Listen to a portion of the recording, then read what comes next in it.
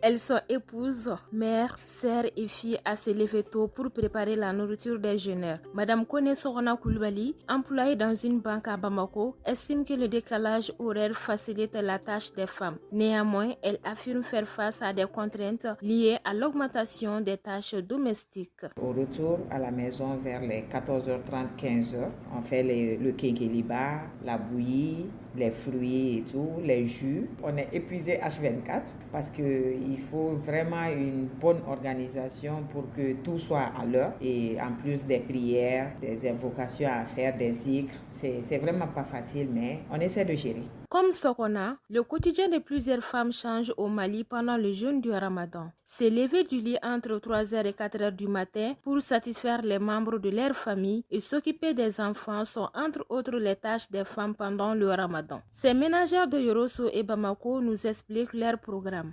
On se lève à l'aube pour préparer la nourriture du souhour et après la prière de 14h, on enchaîne sur les préparatifs de la rupture du jeûne. On le fait pour avoir des bénédictions, mais c'est fatigant. Après les souhours, je ne peux plus dormir. Les enfants aussi vont à l'école et il faut faire leur entretien. Et je fais tout ceci étant à jeun.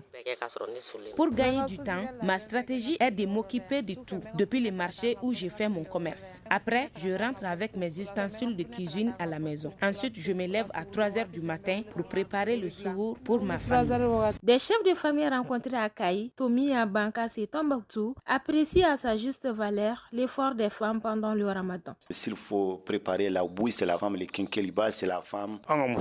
Nos femmes n'ont pas de repos pendant ce mois de Ramadan. Que Dieu leur accorde le paradis pour ce travail. Malgré qu'elles sont en jeûne, elles font beaucoup de travail. On peut dire que ces mois reposent sur elles.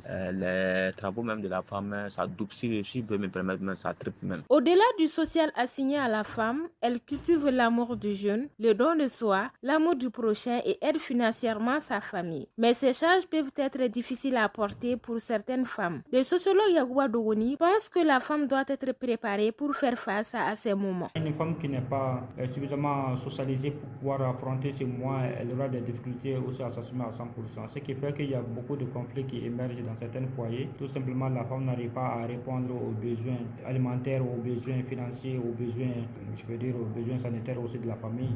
Ce sont nos parents aussi qui doivent préparer les filles à pouvoir gérer ces mois sans conflit. En islam, les femmes ont une récompense énorme si elles s'appliquent bien, affirme Dr Tijani Jara, imam à Bamako. L'effort qu'elle est en train de faire pour préparer, non seulement c'est considéré comme une adoration pour elle, mais quand les uns et les autres vont rompre le jeûne avec l'aliment préparé par elle, elle va avoir la récompense parfaite de chaque membre qui aurait consommé le plat. De même pour le réveillon. En somme, la femme voit ses responsabilités doublées pendant le mois béni. En effet, en plus de continuer à exécuter ses tâches habituelles, elle doit aussi se conformer aux exigences de ce mois sacré qui est d'accomplir le jeûne.